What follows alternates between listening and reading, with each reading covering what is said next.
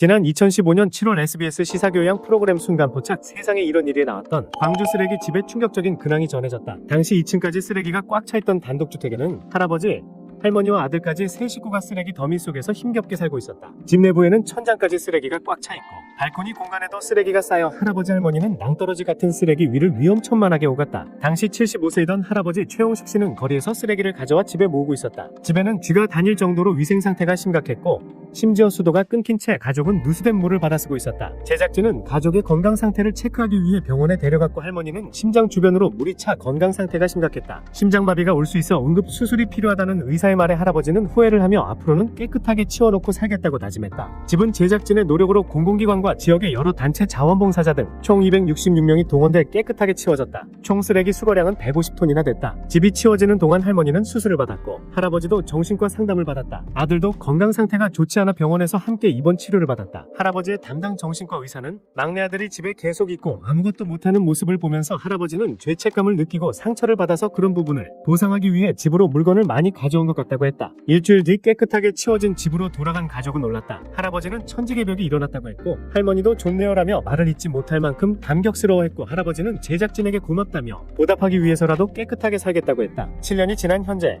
포털 사이트 지도에 올라온 거리뷰를 통해 쓰레기 집에 충격적인 근황이 전해졌다. 올해 5월에 촬영된 거리뷰 속의 쓰레기 집은 다시 대문이 보이지 않을 만큼 쓰레기가 가득 쌓여 있었다. 2018년 1월에 촬영된 모습은 멀쩡했는데 2021년 11월에 촬영된 사진을 보면 쓰레기가 대문을 반쯤 가리고 있고 2층 유리창 안쪽으로도 천장까지 쓰레기가 꽉 찬 모습이 보인다. 그리고 가장 최근인 지난 5월 사진에는 대문 앞으로 더 많은 쓰레기가 모여 있었고 세상에 이런 일이 제작진이 다녀가기 전과 같은 모습을 하고 있었던 것이다. 이를 본 누리꾼들은 실망하고 안타까워했다. 예상했던 결말이 아니길 바랐는데 몸보다 정신적인 아픔을 먼저 치유해야 할 것 같은데 안타깝네. 보는 내가 정신 나갈 것 같다.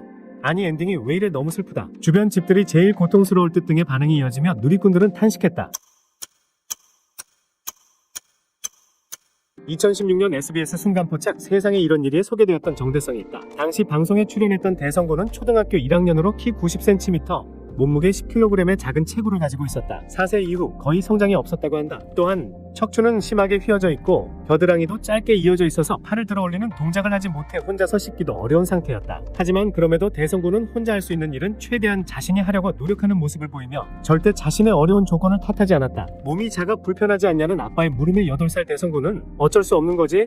슬퍼하지 마. 걱정하지 마라고 답했다. 주말에는 고물과 파지 줍는 일을 하는 아빠를 따라 나가 이를 도우려고 하는 모습도 보였다. 대성구는 자신의 마음을 그림 그리기로 풀어냈다. 나무만큼 몸이 커졌으면 하는 마음, 몸이 불편한 자신을 도와준 친구들에게 산타가 되어 선물을 주고픈 마음을 그림으로 그려놓았다. 어려운 상황에서도 희망을 잃지 않던 아이의 모습을 보며 많은 사람들이 따뜻한 응원을 보내기도 했었다. 이후 7년이란 시간이 흐르고 최근 SBS의 유튜브 채널 우아한 비디오에서는 중학교 2학년이 된 대성군의 최근 근황을 전해주었다. 그동안 어린 나이에도 불구하고 총 8번의 수술을 받으며 현재는 112cm 정도까지 키가 조금씩 컸다고 한다. 성격도 훨씬 많이 밝아졌다. 중학교에 올라가면서 한 친구가 자신에게 말을 걸어줬던 것을 계기로 여러 친구들과 잘 지내게 된 것이다. 또한 그림 그리기를 좋아하던 대성군은 본격적으로 그림 그리는 사람이 되고 싶다는 꿈을 가지게 되었다. 그림 그릴 때는 1시간도 뚝딱 지나간다며 커서 화가, 그림책 작가, 웹툰 작가 등의 직업을 가지고 싶다고 밝혔다. 자신에게 응원을 보내준 시청자들에게 잘 먹고 잘 커서 앞으로 큰 사람이 되겠다. 많은 응원 부탁드리고 감사합니다 라고 자신의 포부와 의젓한 인사를 남기기도 했다.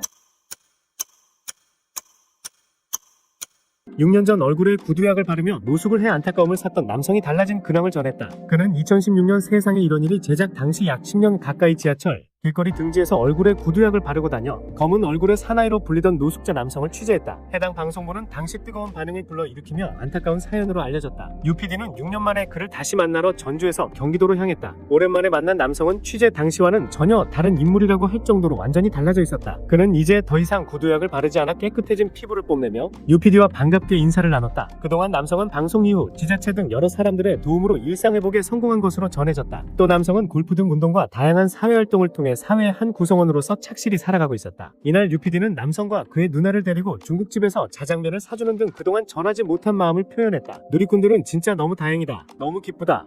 우선 남매분들이 집에서 안 나가서 다행이다. 남성분은 정말 많이 회복됐다 등 감동했다는 반응을 보였다. 2003년 전국을 울렸던 대건이와 아버지의 근황이 유튜브에서 새삼 주목받고 있다. 대건이는 엄마 없이 시각장애인 아버지 손에 자란 아이다. 방송 당시 아버지는 눈이 안 보여서 아들이 예쁜지 미운지도 모르겠다면서도 능숙하게 대건이 기저귀를 갈고 목욕을 시켜 감동을 줬다. 대건이는 어린 나이임에도 선천성 백내장 진단을 받아 시청자들 가슴을 아프게 했다. 16년 만에 다시 만난 대건이는 어엿한 청년이 돼 있었다. 많이 자라 아버지 키보다 컸고 듬직하고 건장한 체격을 자랑했다. 아버지는 내가 언제 이렇게 키웠는지 실감이 나지 않을 정도로 엄청나게 컸다고 자랑했다. 대건이는 방송 이후 왼쪽 눈이 실명됐다. 오른쪽 눈 시력도 0.2밖에 되지 않는다. 그러나 시청자들이 보내준 후원금으로 수술받은 덕분에 시력을 전부 잃지 않을 수 있었다며 긍정적인 태도를 보였다. 영상을 본 사람들은 가장 훌륭하고 위대한 아버지가 아들을 보지 못한다는 사실이 너무 슬프다. 신이 계신다면 대건이의 오른쪽 눈은 제발 지켜주시길 등 댓글을 달아 응원했다.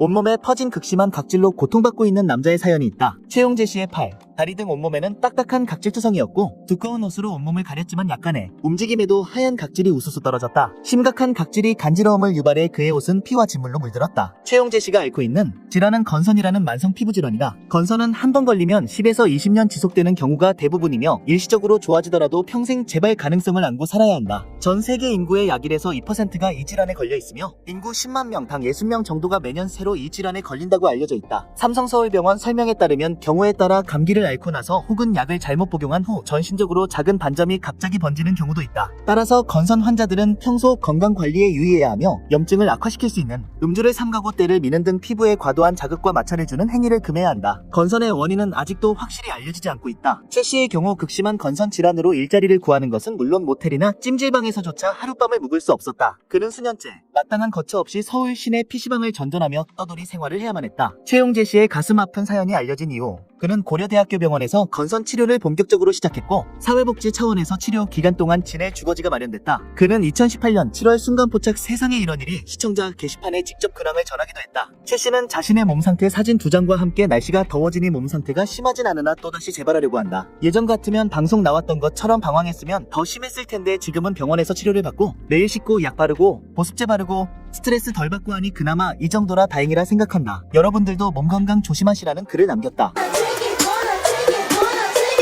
누구보다 아름다운 사랑을 이어가는 부부가 시청자의 마음에 뭉클함을 안겼다. 지난 2007년 12월 방송됐던 부부의 모습이 다시금 올라왔다. 이날 남편 박상기 씨는 선천적인 외소증을 앓는 모습으로 부인 장미양 씨는 앙상하게 마른 모습으로 등장해 눈길을 모았다. 아내 장미양 씨는 150cm의 몸무게가 고작 24kg 밖에 되지 않았다. 과거 그는 마른 체구이긴 했지만 남부럽지 않게 건강했다. 그러나 결혼 후 임신성 당뇨로 첫 아이를 유산, 그 이후로 점점 더 말라가기 시작했다. 하루가 다르게 말라가는 탓에 많은 병원을 찾아다녔지만 이들은 병명조차 알 수 없었다. 상상조차 할 수 없는 어려운 시간에 놓인 장미양 씨를 일으켜 세운 것은 다름 아닌 남편 박상기 씨였다. 박상기 씨는 말라가는 장미양 씨를 위해 10년이 훌쩍 넘는 시간 동안 아내 옆을 지켰다. 그는 일어나서 눈을 감을 때까지 아내 옆에서 그를 챙겼다. 이들의 안타까운 상황에 결국 방송국 팀은 함께 병원을 방문, 일말의 희망을 찾으려 했으나 이 역시 쉽지 않았다. 장미양 씨의 상태를 진료한 의사는 유전자 변이로 인해 발생하는 베르너 증후군으로 추정된다며 치료 방법이 없다고 전했다. 이를 들은 박상기 씨는 복도에 앉아 한참 동안 허공을 응시하며 좌절했다. 하지만 아내 앞에서 눈물을 보일 순 없었다. 치료할 수 없다는 소식에 아내가 더 힘들어할 것이 분명했기 때문이다. 결국 박상기 씨는 아내를 찾아 나아질 수 있다면서 앞으로 내가 잘해줄게, 모든 것을 일하고 전에 시청자 눈시울을 붉혔다.